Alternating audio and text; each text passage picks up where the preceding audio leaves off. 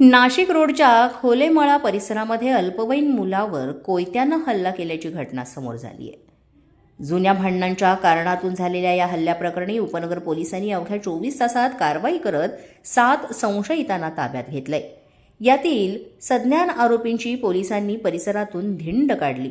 नाशिक रोडच्या artillery centre रोडवरील खोलेमळा परिसरामध्ये दुचाकीवर जाणाऱ्या अल्पवयीन मुलांना टोळक्यानं धडक देत खाली पाडलं आणि त्यानंतर जुन्या भांडणाच्या कारणावरून लाकडी दांडक्यानं मारहाण करत वार केल्याचा आरोप आहे. या हल्ल्यामध्ये एक मुलगा जखमी झाला असून त्याच्यावर खासगी रुग्णालयात उपचार सुरू आहेत. घटनेनंतर उपनगर पोलिसांनी तपासाची चक्र वेगानं फिरवत यश सरोदे, मोहन पवार, वैभव पवार, गणेश पवार या 4 सज्ञान संशयितांसह 3 विधी संघर्षित बालकांना ताब्यात घेतलंय.